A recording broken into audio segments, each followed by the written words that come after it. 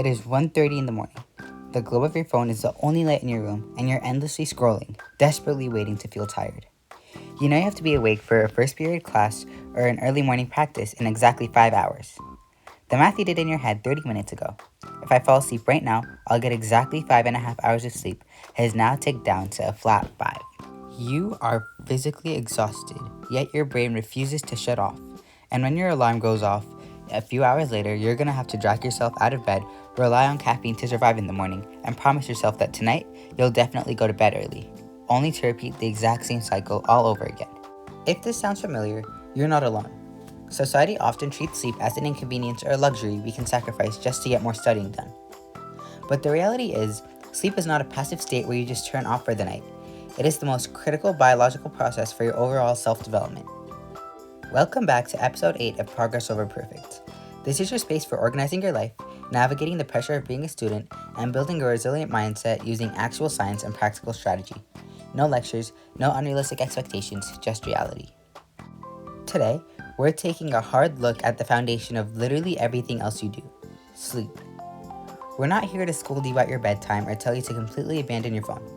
Instead, we're going to look at the actual science of what happens to your brain and body when you close your eyes, why teenagers are biologically wired to struggle with sleep schedules, and how you can optimize your rest to improve your memory, your athletic performance, and your mood. Let's break it down. To understand why sleep matters, we first have to recognize that the teenage brain is in a massive state of transition. Your biology is fundamentally different from a child's and an adult's. According to the American Academy of Sleep Medicine, teenagers need between 8 to 10 hours of sleep per night for optimal health, whereas adults generally need 7 or more. You need more sleep because your body is building the natural framework you will need for the rest of your life. However, getting those 8 to 10 hours is incredibly difficult because of a biological shift in your brain. During adolescence, your brain delays the release of melatonin, the hormone that makes you feel sleepy. Research from the National Institutes of Health, or the NIH, indicates that this biological delay means teenagers naturally do not feel tired until around 11 p.m. or later. So you are biologically wired to stay up late, but society demands you wake up at 6 a.m. for school. This creates a massive gap between the sleep you need and the sleep you actually get, leaving you in a state of chronic sleep debt. To understand why this sleep debt is so damaging, we have to look at what your brain and body are actually doing while you're unconscious. Sleep is an incredibly active, dynamic process. First, let's talk about learning and memory. When you're sitting in class or studying for a chemistry exam, you're taking in new information. But according to research from Harvard Medical School, that information is fragile. It is during sleep, specifically during slow-wave sleep and REM sleep, your brain consolidates these memories. Your brain acts like a hard drive, transferring the information from short-term storage to long-term storage while filtering out the irrelevant noise of the day. If you stay up until 3 a.m. cramming for a test, you're actually depriving your brain of the exact biological process it needs to remember the material you just studied. Second, let's look at physical growth and athletic recovery. If you're playing a sport, lifting weights, or just trying to stay active, sleep is when the actual physical process occurs. The National Heart, Lung, and Blood Institute notes that during deep sleep, your body releases human growth hormone. This hormone is responsible for repairing the microscopic muscle tears you create during physical extension. Without adequate deep sleep, your body cannot properly repair itself, leading to stalled processes and a much higher risk of injury. Finally, sleep is the anchor of your immune system. According to the Mayo Clinic, during sleep, your immune system releases proteins, and certain proteins need to increase when you have an infection or inflammation. Sleep deprivation decreases production of these protective proteins. In short, if you're not sleeping, you're far more likely to catch whatever cold is getting around in your school. When we chronically fail to hit that 8 to 10 hour mark, the consequences bleed into every aspect of our daily lives. Let's start with mental health and mood. Have you ever noticed that after a night of poor sleep, you are significantly more irritable? Maybe you snap at a friend for a minor comment, or a small inconvenience suddenly feels overwhelming. There is a neurological reason for this. Brain imaging studies have shown that sleep deprivation causes hyperactivity in the amygdala, the brain's emotional control center.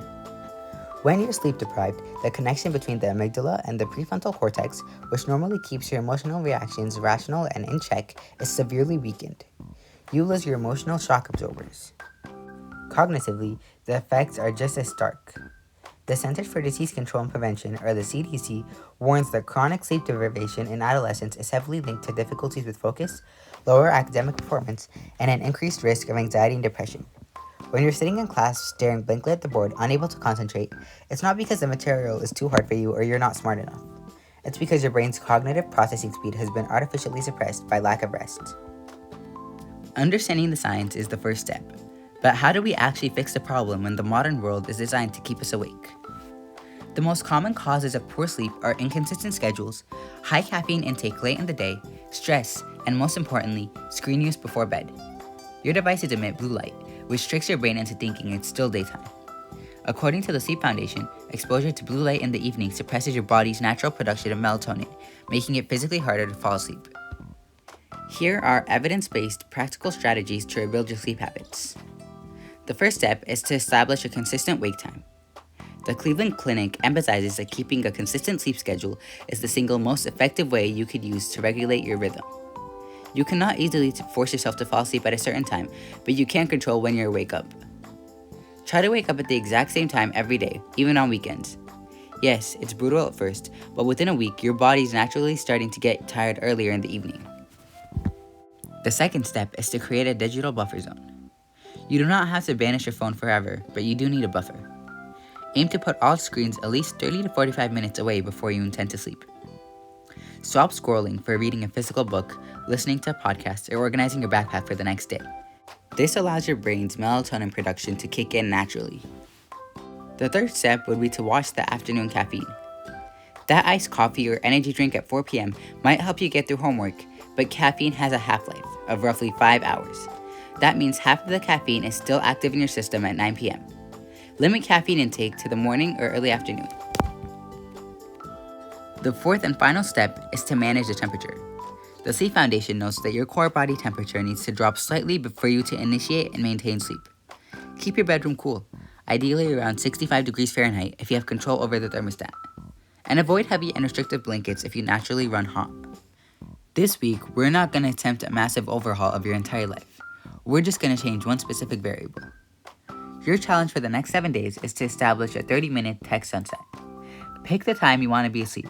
30 minutes before that time, plug your phone into a charger across the room, not right next to your pillow. For those final 30 minutes, do something analog. Read, stretch, listen to music, or just mentally wind down. Notice how this single shift impacts how quickly you fall asleep and how you feel when your alarm goes off the next morning. Treat it like a science experiment and observe the data.